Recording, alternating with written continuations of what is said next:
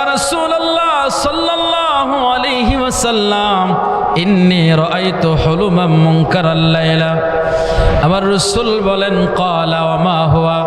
হযরত উম্মুল ফজল বিনতুল হারিসা বলেন ইয়া রাসূলুল্লাহ, গো আল্লাহর নবী, নবী গো, আমি গত রাত্রে ঘুমের ঘরে একটা স্বপ্ন দেখলাম গো নবী।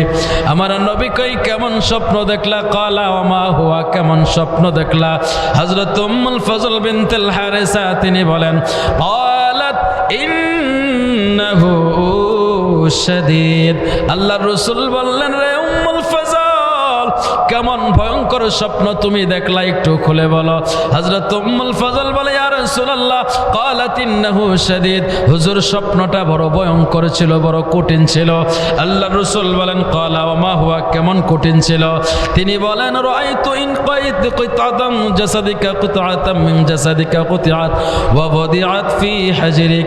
হযরত উম্মুল ফজল বিনতুল হারিসা বলে ইয়া রাসূলুল্লাহ, গো আল্লাহর নবী, আমি গত রাত্রে স্বপ্নে দেখলাম আপনার শরীর মুবারক থেকে এক টুকরা গোশত কেটে আমার কোলে দেওয়া হয়েছে। একটু জোরে আওয়াজ করে বলেন আল্লাহু আকবার।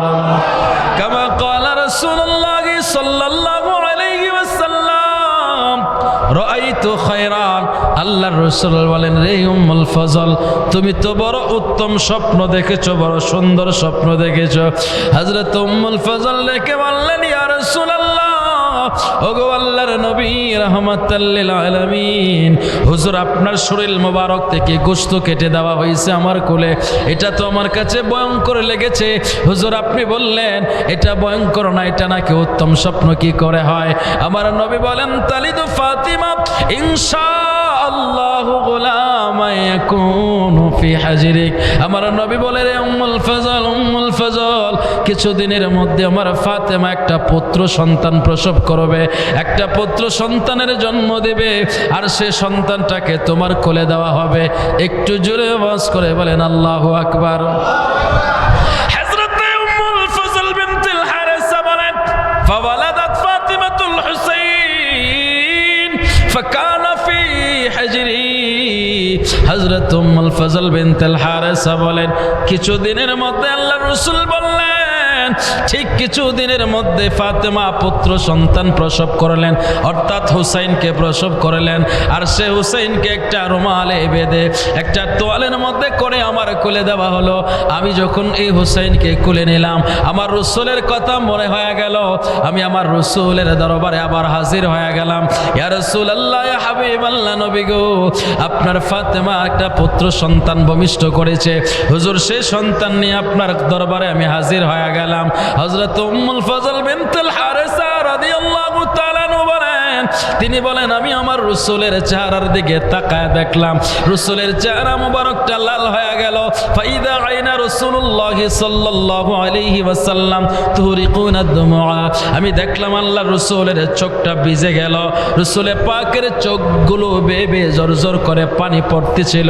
হযরত উম্মুল ফজল বিনতুল হারিসা বলেন ইয়া রাসূলুল্লাহ, ইয়া হাবিবাল্লাহ, নবীজি, নবী গো নবী, হুজুর আপনার কাছে আমি সুসংবাদ নিয়ে আসলাম, আপনার নাতিকে নিয়ে আসলাম। আপনি তো কোলে নিয়ে আদর করার কথা, খুশি হওয়ার কথা, আনন্দিত হওয়ার কথা, কিন্তু আপনি আনন্দিত হলেন না, আপনি কান্না করছেন। হযরত উম্মুল ফজল বিনতুল হারিসা বলেন ক্বালাত ইয়া নবী আল্লাহ বিআবি আনতা উম্মি মালাক। ওগো আল্লাহর নবী, আমার মা এবং বাবা আপনার কদমে কুরবান। হুজুর আমি কান্নার কারণ জানতে চাই, কেন আপনি কান্না করলেন? আল্লাহর রাসূল বললেন রে উম্মুল ফজল, আলাতানি জিবরাইল আলাইহিস সালাতু ওয়াস সালাম, হযরতে জিবরাইল আলাইহিস সালাম আগমন করেছেন, আখবিরনি, আমাকে খবর দিয়েছেন, ইন্না উম্মতি সাতাকতুলু ইবনি হাযা। ইয়া রাসূলুল্লাহ, আপনার কোলে যে সন্তান আছে, এই সন্তানটাকে আপনার উম্মতেরা জবাই করবে, কতল করে ফেলবে। জোরে আওয়াজ করে বলেন না নাউযুবিল্লাহ। আল্লাহর নবী বলেন রে উম্মুল ফজল, ও উম্মুল ফজল, হযরত জিবরাইল আলাইহিস সালাম আমার কাছে এক মুষ্টি মাটি নিয়ে আসছে। ওই মাটিটা কোন জায়গার মাটি জানোনি? ওই মাটিটা হলো কারবালার মাটি। কারবালার ময়দানের মধ্যে আমার হুসাইন যেই জায়গার মধ্যে শহীদ হবে, সেই জায়গা থেকে একটু মাটি এনে আমার হাতে দেওয়া হয়েছে। এই মাটির মধ্যে আমি দেখি আমার হুসাইনের রক্তের গ্রাম লাগে। একটু জোরে আওয়াজ করে বলা যাবে নি আল্লাহু আকবার? জামালপুরের মুসলমানের ইমামে হুসেন রাদিয়াল্লাহু তাআলা আনহুর কারবালার কথা স্মরণ করে সর্বপ্রথম যিনি কান্না করেছিলেন তিনি আপনার নবী, আমার নবী রাহমাতাল লিল আলামিন। তাহলে এই হাদিস থেকে সাবিত হয়ে গেল কারবালার কথা স্মরণ করে কান্না করা এটা আমার নবীর সুন্নত। কথা বলেন ঠিক কিনা? আমার নবী যেটা পছন্দ করে সেটা উম্মত পছন্দ করলে এই উম্মতের জায়গা হবে নবীর সাথে। আর যেই কাজ আমার নবী পছন্দ করে না, উম্মত যদি সেই কাজ করে সেই লোক, সেই উম্মত নবীর সাথে থাকতে পারবে না, নবীর সাথে জান্নাতের মেহমান হতে পারবে না। এরে গাঙ্গুলাটির মুসলমান রে, জামালপুরের মুসলমানের, ও যুবক আমার সেই নবী রাহমাতাল লিল আলামিনের নওয়াসায়ে রাসূল, আমার রাসূলে পাকের কলিজার টুকরা ইমামে হোসেন রাদিয়াল্লাহু তাআলা আনহুর স্মরণে, কারবালার স্মরণে আমার নবী রাহমাতাল লিল আলামিন সর্বপ্রথম কান্না করেছেন। আল্লাহর রাসূল বলেন, হুসাইনুম মিন্নি ওয়া আনা মিন হুসাইন, আমি হুসাইন থেকে, হুসাইন আমার থেকে। মান হাব্বাল হাসান ওয়াল হুসাইনি ফাকাদ হাব্বানি, যে আমার হাসান আর হুসাইনকে ভালোবাসলো সে যেন আমি রাসূলকে ভালোবাসলো।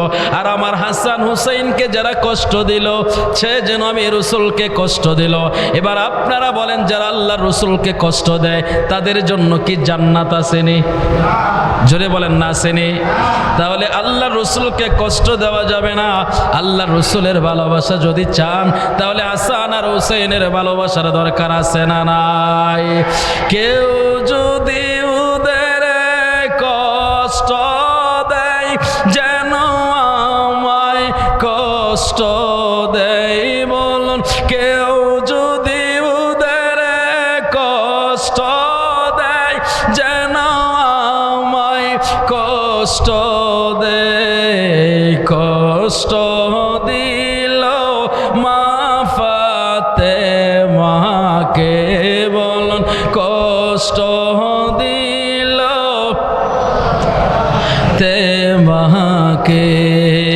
জান্নাতেরি সরদার যারা কেমনে ছুরি চালাই, বলুন জান্নাতেরি সরদার যারা কেমনে ছুরি চালায়, কি জবাব দিবে হাসরের বেলায়, বলুন কি জবাব দিবে রের বেলায়, বলুন কেউ যদি ওদের কষ্ট দেয় যেন আমায় কষ্ট দেয়, কেউ যদি ওদের কষ্ট দেয় যেন আমায় দেয়। কষ্ট দিল মা ফাতেমাকে,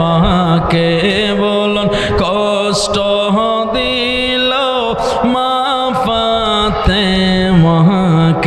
ডাইন হাতটা উঁচু করে বলেন না ইয়া রাসূলুল্লাহ।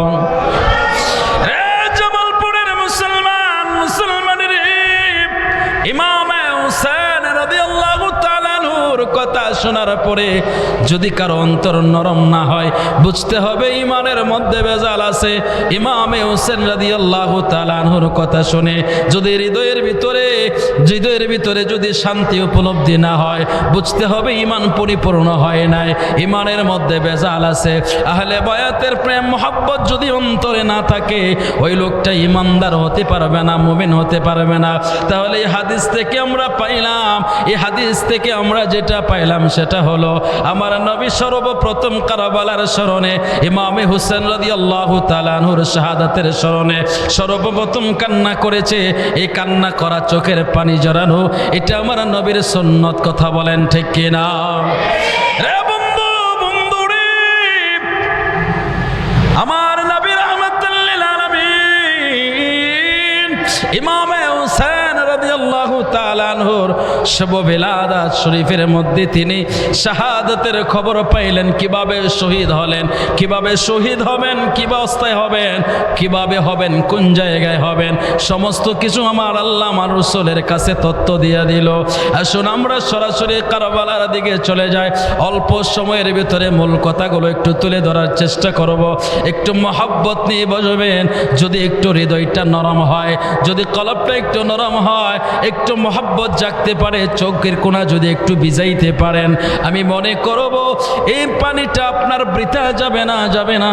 এই পানির উসিলায় আমার আল্লাহ ইমামে হুসেন রাদিয়াল্লাহু তাআলা আনহুর সাথে হাশরের ময়দানে উঠাবে।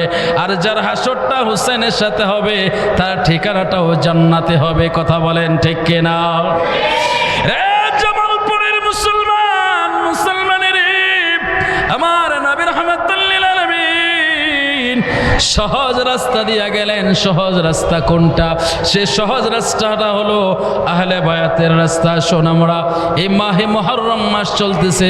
এই মাহে মুহররম বরক হৃদয় বিদারক ঘটনা ঘটেছিল 61 হিজরিতে ইমামে হোসেন রাদিয়াল্লাহু তাআলা আনহুর সাথে।